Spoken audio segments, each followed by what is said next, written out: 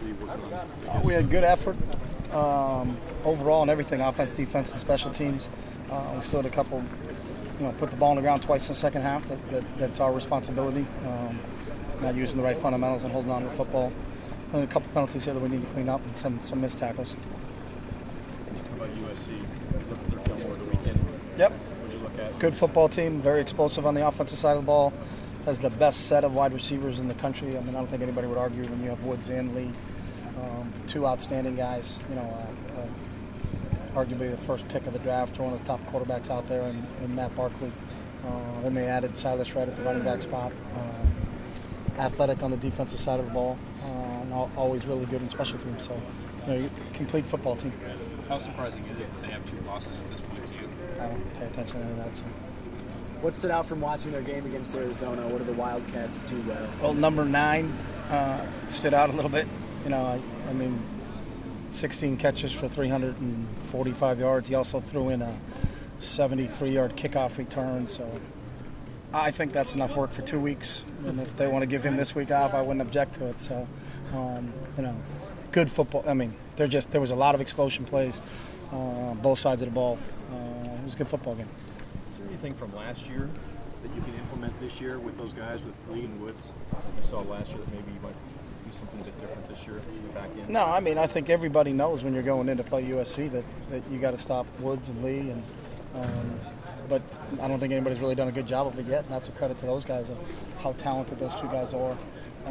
They're going to get their share of catches. You got to negate them. The one thing Marquise is great at and Robert's great at is just running after the catch. They may catch the ball, but you really got to get a lot of guys around them, and you got to do a great job of tackling because they're so elusive with the ball in their hands after the catch, which I think really makes them more difficult. They're not just one-dimensional where they run a great route, but after the catch, that's it. It's after the catch, there's a lot of yards that they gain. So I think really tackling and gang tackling more specifically with those 2 guys. What about Marquise as a return threat? What makes him so dangerous? Same thing. When the ball's in his hands, he's as an exciting a player as there is in this country. He's very, very difficult to tackle. He's got great change of direction, a great vision, great knack for making people miss, especially the first guys. So,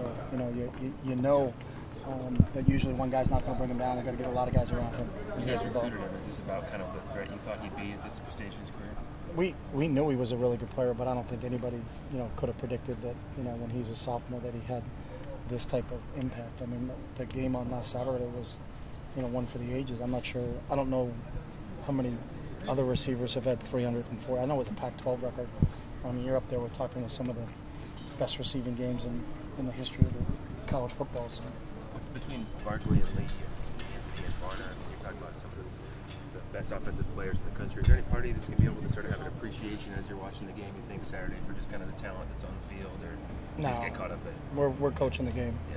We'll watch it afterwards.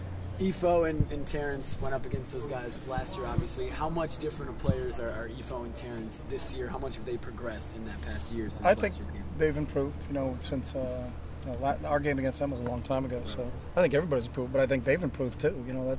That's the interesting thing. Marquise Lee, as dynamic a player as he was last year, is rewriting the record book in his sophomore year. And, Woods is the all-time leading receiver in USC history, and they've got a tremendous tradition of receivers there. So, I think Ifo's better and T. Mitch is better, but I know Woods is better and I know Lee is better. And obviously we know what Matt can do. So.